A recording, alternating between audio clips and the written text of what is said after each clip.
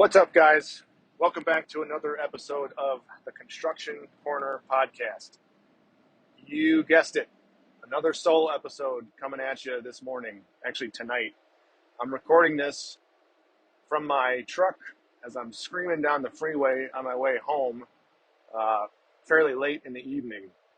The last couple weeks have been just crazy busy for both Dylan and myself.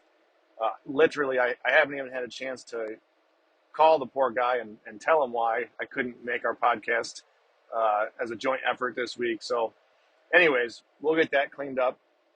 But today I just wanted to kind of do my own thing. And typically when I do these solo episodes, it ends up being more of a rant. I kind of call things like I see it in my own unfiltered view of the world with no band-aids left untorn. So let's get right into it.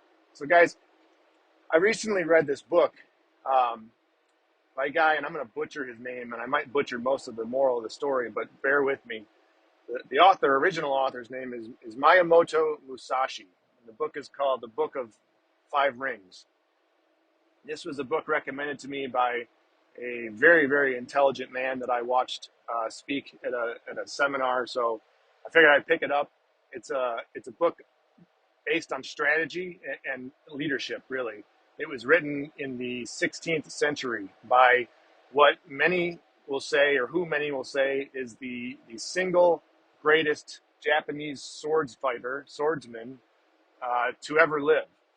This man, Musashi, was in untold number of fights, of battles, and he never lost.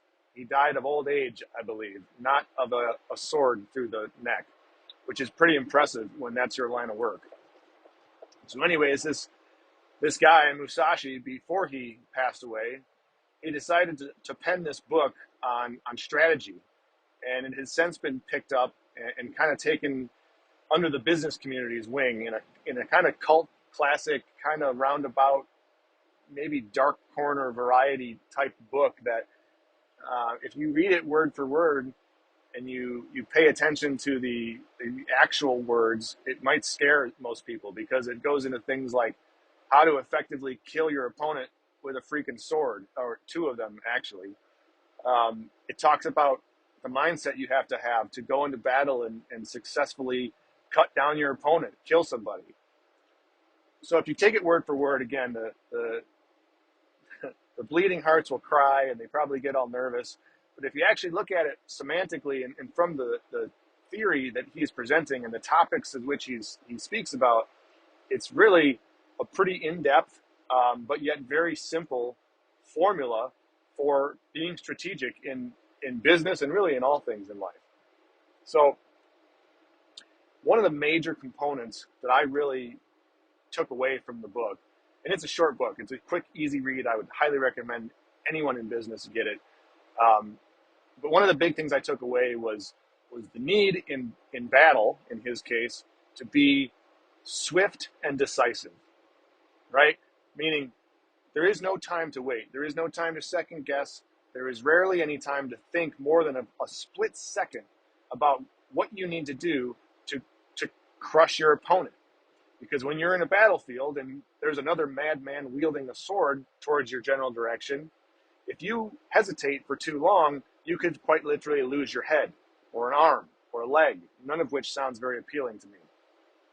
So the same is true in business today, in 2023. There's a lot of times where we get tied up trying to overanalyze things. You've all heard the phrase paralysis by analysis, and that basically refers to when you think so damn long about a certain topic and your options for making a decision. You think so long and you go over every possible outcome and you second guess yourself and you question. You end up not making any decision, and that typically is the worst decision you could ever make.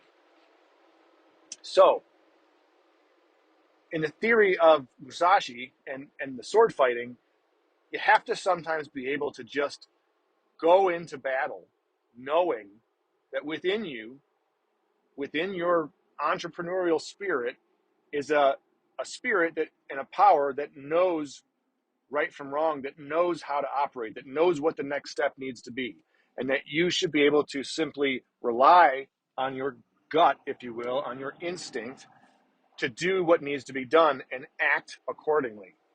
Now, I'm not suggesting that you go out and sword fight everyone that gets in your way, although that could be an effective means of getting rid of your competition.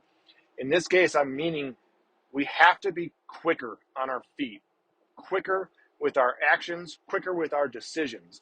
Because when we don't make any decisions, things fester. And there is nothing worse than a festering problem to a business. It's much like a cancer. We've talked about this before. If you let a cancer fester, it spreads, it grows, and eventually it will threaten the very core of what you've worked so freaking hard to build. So, moving swiftly and acting decisively, sometimes it just requires that you recognize you know what to do. And instead of analyzing every single possible outcome from every single possible angle and second guessing and trying to come up with different ways to solve a problem or easier ways to solve a problem, ways to solve a problem that have less mental controversy involved in them, you waste so much time that the problem gets worse and worse and worse and harder and harder and harder to fix. This could be with a variety of things. It could be with your landlord. If he's charging you too much rent and he's not taking care of the building and you continue to let it go and let it slip. It could be with a teammate or an employee, someone who's not performing, who's constantly and consistently mediocre at best, but yet you keep them around because it's easier mentally to do that than it is to release them.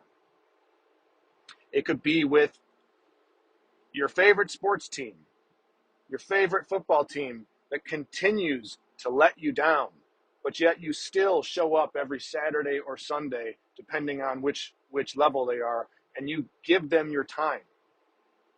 There are lots of explanations, or lots of definitions, rather, that I could get into with this, but I think you grasp the point. The point is, in business, as many times in life, as certainly in sword fighting, you just have to rip the Band-Aid off and make a quick decision. You have to do that. That's the only way to succeed. That's the only way to keep the mediocrity from taking over. I had a great example that I wanted to talk about tonight. It's very fresh on my head. Last week was a tumultuous week in our business. We made some very, very significant changes that needed to have been made for a very long time. But frankly, I'll fall on the proverbial sword on this one. I let them fester. I did not appropriately take the action that I knew needed to be taken because it was simply easier to not do it. I was going to tell this story in a roundabout way, but I'm not going to do that for a couple different reasons. We'll get into that on another show. It's a good topic, I think, for Dylan and I to bounce back and forth. And because, surprisingly or not, maybe luckily, this evening, I had another experience that also showed me the error in my ways in not following Musashi's strategy of striking quickly and acting decisively. This one's a little bit more lighthearted, so I figured that'd be appropriate on my drive home here, because when I tend to yell and scream about things I'm very passionate about, I tend to drive like a maniac. Those two don't always go together when it's dark out driving a big truck. So here we go. We are putting a proposal together at the construction company for a local project that we will win. We very much want to be a part of, and we are doing everything within our power to ensure that we are the guys that are picked to proceed with this project, with this specific client on this specific project. So we put a lot of time into formulating a very professional looking proposal. It's a response to a RFQ, a request for qualifications. So it's really a chance for us to, on paper and through text, through narrative, tell the owners, the people that are going to be looking at these, how freaking amazing Schaefer Construction is. and how great we are as a team, and how the way we do business is better and more efficient and faster and all those great things and all of our competition. It's our chance to show off who we are, and we don't often get that opportunity just to show off what we're made of. Now, we don't get to talk to anyone up front. We have to submit this all on paper. They go through the submittals that they get, and they pick a couple people, few teams to come in and interview. And at that point, when we get there, then we get to tell our stories verbally, and that's a different set of rules. For right now, though, it's on paper. So it's a very professional looking, highly polished product. We spend a lot of time writing all the sections. We spend a lot of time strategizing what information goes into these, what projects we highlight, which team members we highlight, and all this thought and process that goes into putting this proposal together. The last step of the game is to bind it all up, to print it and bind it, assemble it. Now, up till tonight, I've been using a certain local office supply and printing facility. I won't use their name. They're a nationwide company. Let's just say their name rhymes something like Naples. So there's a store that rhymes with Naples nearby. It's close to the office. I can get there very quickly in about a 5-minute drive. And I consistently, over the last 6 years, have sent proposals to these people, to their print services division, to print and assemble and bind my proposals. We like to have them spiral bound usually, or coil bound, I think they call it, with a nice thick clear plastic cover and a vinyl cover on the back, and high quality paper, high quality colored ink, and tabs and all this shit that goes into making our proposal stand out and look very professional. It isn't cheap to have these people do it. It's not even close to cheap, but that doesn't deter me, because I want a professional looking product that shows off our company. And granted, when we finally get the products back from this print shop, we get our proposals, they tend to usually look really good. So I keep going back to them. But every damn time I go to them, something comes up. Some level of mediocrity or lack of attention to detail or just plain lack of skill pervades into my print job, and I have to go and get pissed and either have things redone or fixed or changed or otherwise. Tonight was no different. I ordered everything this morning. They told me it would be done by 8:30 p.m. I said, great. I'm working late today anyways. I'll swing through on my way out of town. I'll grab the proposals. They're due to our prospective clients tomorrow. We'll have plenty of time to take a look at things. Everything will be good, right? No. So I get there. I wait in line for the little print man to come up to the counter, and little print man comes up, and I give him my name and I tell him what I'm there for, and he happily trots off to the back and he returns with a box with our proposals in them. And in a kind of goofy, funky little tone of voice accent thing, he was trying to be cool and hip. He says, hey, all that's left is for you to take a look at these and give me your A-OK approval. And he pulls one of my proposals out and he hands it to me. I look at the cover page. I'm like, the cover page looks good. I flip one page. I said, okay, there's a table of contents. I set it down on the table, and the kid looks at me. He's probably 19, 20, early 20s. And I said, dude, where are all the tabs? And his face goes as white as a friggin' ghost. He goes, what are you talking about? I said, I need tabs in this. I paid you for tabs. In the online thing, when I ordered it, I created all the tabs. I named them all. I told you guys which page numbers to insert them between. Where the hell are the tabs? So now he starts freaking out, and he's going through some papers in the back, and he's sweating. Well, I don't have any. I said, listen, man, at this point, I don't give a shit. Can we put tabs in it now? And he looks at me like I just asked him to do something horrible. And he says some mumbling bullshit about, well, that's going to be really tough. We have to We have to remove the coil. And I said, I don't give a shit if it's going to be easy or hard. I need the tabs put in here. Can we get that done? So now he's on his little walkie-talkie and he's calling in for backup. So the manager comes over. Manager walks up and, what seems to be the problem, sir? And I explained the same thing to him. Look, dude, I set all this up this morning. I sent it to print. I need tabs. There are no tabs. Can we please get some tabs put into these proposals so that I can be on my merry way and go win a project? The manager starts flipping through paperwork, freaking out. And I said, look, dude, I truly don't give a shit if it's in there or if it's not. You guys can handle that behind closed doors later. I don't care if I have to pay you extra. I just want to get these goddamn tabs put into my proposals. Please. So he walks around to the other side of the counter. So now we're face to face. Okay, I think we can do this. He grabs a notebook and he says, okay, how many tabs do you need? I said, I need 9. There's 9 sections. Okay, what is the name of the first tab? I said, the first tab's table of contents. Okay, what's the second one? And I said, the second through the 9th are simply sections. Section A, Section B, Section C, and so on. And he looks at me kind of confused. So I open my table of contents and I show it to him. Just, here you go, right here. Just match this. Match exactly what I already typed and printed here.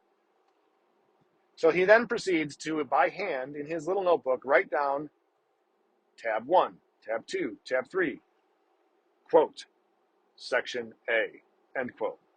Next one, quote, section B, end quote. He does the whole thing. It takes an obnoxious amount of time, but I'm being polite. The pirate hasn't come out. I'm just kind of being a chill dude. I'm friendly. I'm really trying lately to have a more positive vibration, trying to do the whole universe thing. I read the law of attraction recently also.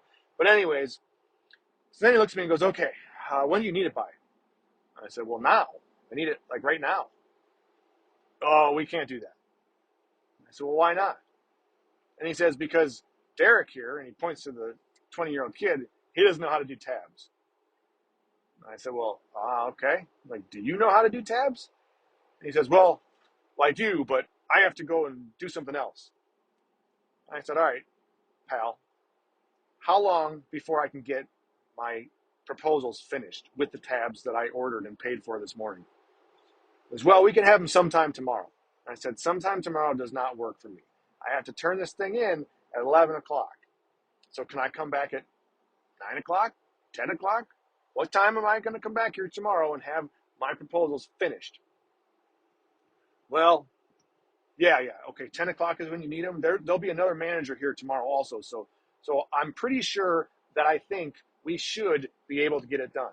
Those are his exact words. I quote, I'm pretty sure that I think that we should be able to get it done. At this point in time, on a normal day, I would have just blown my lid. Instead, I said, I'm pretty sure that I think I will be back here at 10 o'clock and my shit better be ready, okay? He has my phone number. I left. I thanked him for his time. And then I stopped and I turned around and said, listen to me. If you reach a point in your decision-making process over the night where you don't think that you should be able to get them done anymore, don't cut all the damn bindings off. I'll just take them as is and I'll figure something out on my own. So then I leave and that's it. Here's the moral of the story, folks. Musashi would have cut this guy's head off. And when I got back to my truck, I thought about that, but that's not the way we operate in this day and age. What Musashi would tell me, though, however, is you're a dumb shit, Matt, because you could go and buy a goddamn binding machine and you could buy all the binder tabs and all the pages and the covers and the high quality ink and the 11 by 17 and 8.5 by 11 glossy prints and do all this shit in-house and have 100% quality control. But yet you waver every time because buying the binding machine and all the shit is expensive. We don't use them that frequently, so you wavered.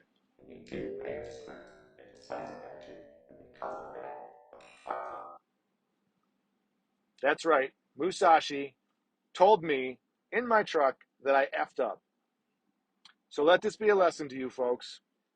Make swift decisions, act decisively, Don't wait to strike your enemy, no matter whether your enemy is a sword-wielding maniac in 16th century Japan, or he's some scrawny dude with glasses and a red sweater vest at your neighborhood office supply and printing store.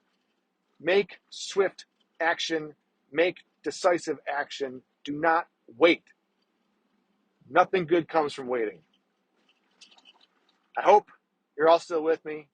I hope that you do go out and buy Musashi's book, The Book of Five Rings. I highly recommend it for anyone running a business, anyone running a construction company. It's a great read. You will enjoy it. That's all I got tonight, folks. I am getting close to my house. We're going to run out of service here. I'm on a dirt road. It's probably louder than sin. I apologize for the audio quality tonight. Please, regardless of the audio quality, share the show. Leave us a review. We are growing. We are booking interview guests as we speak. We've got a couple more lined up as of today that I was able to lock in. So it's going to be a fun and exciting year. Dylan and I are both looking forward to it. Our schedules are madness. They're crazy, crazy productive. So we are figuring out ways to combat that. And if it means we get some more solo episodes, I'll try to do most of mine from my studio, not in my truck, for your listening pleasure. But we'll do what we can. We're doing what we can. We're spreading the word, and we're doing this for you guys. So help us by sharing the show. Guys, that is it. I appreciate you. Thanks again for listening. We'll catch you next week. See ya.